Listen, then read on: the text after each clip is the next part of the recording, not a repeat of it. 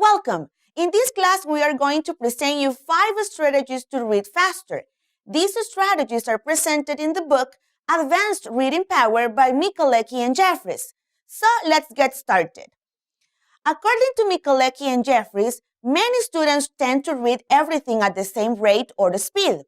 However, fluent readers adjust their reading speed according to the material that they are reading and their purpose for reading it. Michalecky and Jeffries state that there are 3 important reasons for learning to read faster. Number 1, you will get through required reading more efficiently. Number 2, you will enjoy your extensive reading books more, and so you will read more. And finally, number 3, you will improve your comprehension. So let's start with strategy number 1. This one is that you check your reading habits. Michalecky and Jeffries explain that certain habits can slow you down. Think about your own reading habits by answering the following questions. Question number 1. Do you try to pronounce every word as you read? Pronunciation is not necessary for comprehension. In fact, if you try to say the words, even silently, you will probably understand less.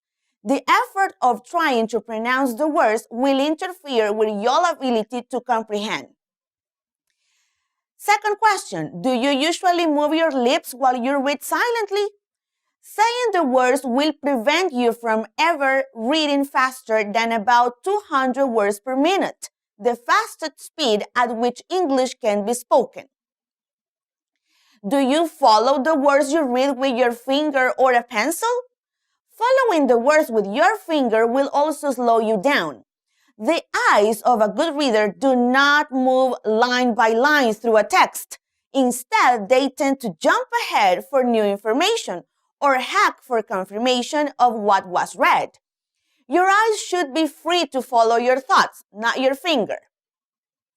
Let's continue with the next questions. Do you translate into your native language as you read in English? Or do you often write translations of words in the English text? Translating into your native language takes time and prevents you from concentrating on the ideas. Furthermore, it interferes with your ability to think in English as you read. If you answer yes to any of the questions, try to change the habits that are slowing you down.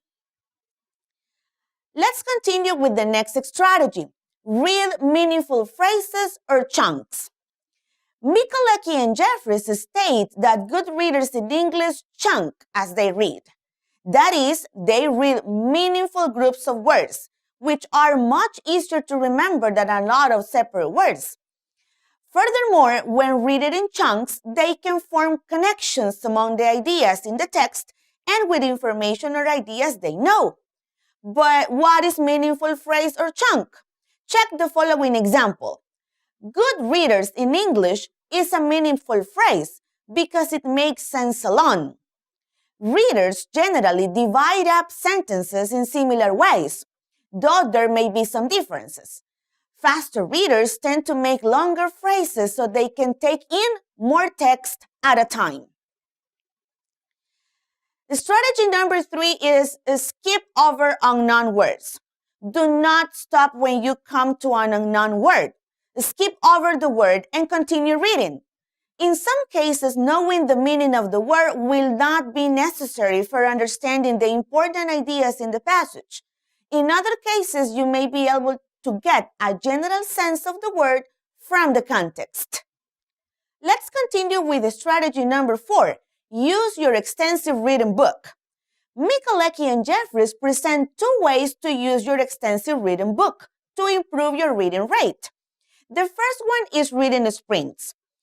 Slow reading is often a matter of habit. You read at a certain speed because your eyes are used to moving across the page at that speed. Reading sprints are an effective way to break that habit and force your eyes to move more quickly.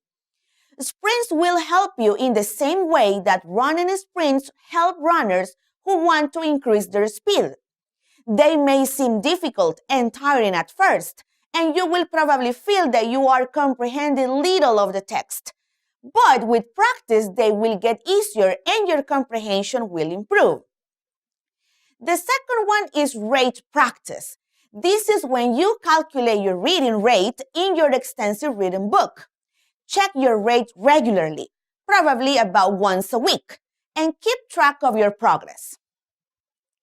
Let's finish with strategy number 5, practice with timed readings. Regular practice in reading against the clock is the best way to increase your reading rate. Time yourself as you read and then answer comprehension questions. Well, this is all for today's class. Thank you very much for your attention.